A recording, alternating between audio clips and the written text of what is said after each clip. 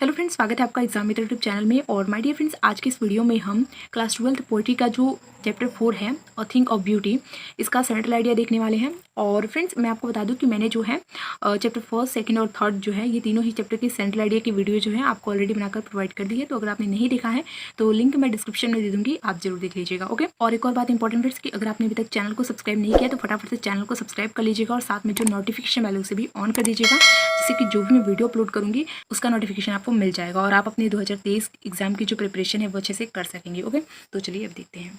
देखिए फ्रेंड्स, मैं आपको हिंदी में बहुत अच्छे से बताऊंगी व्याख्या करके, बस आपको वीडियो को लास्ट तक देखना है जिससे कि आपको समझ में आए। ओके, देखिए, this poem A think of beauty is composed bye great British romantic poet John Keats.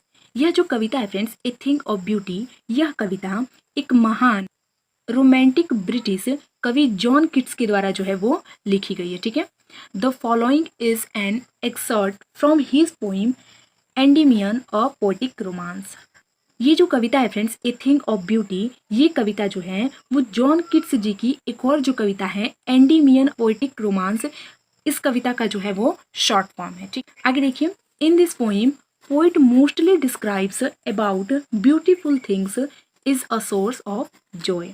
इस कविता में जो कवि है फ्रेंड्स, वो मुख्य रूप से वर्णन करते हैं एक सुंदर, ठीक है, ब्यूटीफुल थिंग्स, एक सुंदर वस्तु के बारे में जो कि खुशी का स्रोत है। ठीक है, सोर्स ऑफ जॉय यानी कि खुशी का स्रोत है। And what pleaser does a beautiful thing give us. और आगे वो बताते हैं कि एक सुंदर वस्तु जो है वो हमें कितना आनंद, प्लीजर यानी होता है आनंद, देती है। ठीक है। And also about natural things. ये जो भी सारी ब्यूटी की बातें की गई हैं फ्रेंड्स, ये सारी ही ब्यूटी की बात जो की जा रही है वह नेचुरल है। ठीक है, यानी कि प्राकृतिक जो है सुंदरता उसके बारे में कही जा रही है।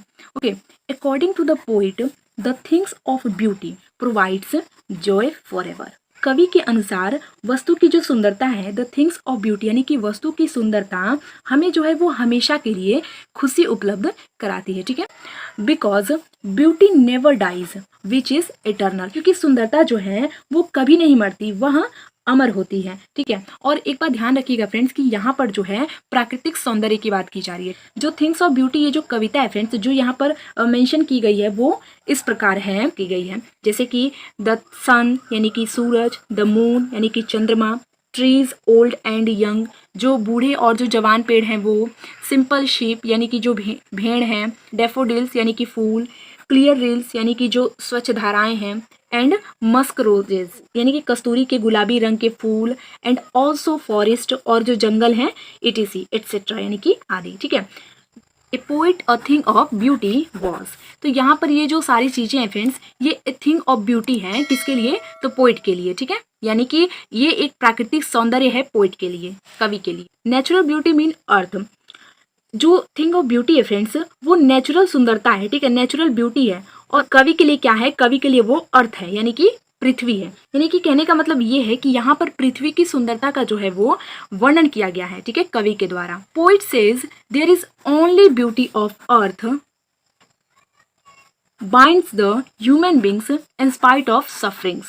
कवि कहते हैं फ्रेंड्स कि यहाँ पर केवल पृथ्वी की जो सुंदरता है वही जो है वो मनुष्य को बांधे हुए है मुसीबतों के बावजूद भी। इन स्पाइट ऑफ सफरिंग्स यानी कि मुसीबतों के बावजूद भी, यानी कि सिंपल सा कहने का मतलब है कि जो पृथ्वी की जो सुंदरता है, ठीक है, केवल पृथ्वी की सुंदरता ही जो है वो मनुष्य को जो है बांधे हुए है इतनी मुसीबतों के बावजूद भी। In short poet says that a thing of beauty is Joy for ever, truth is beauty and beauty is truth।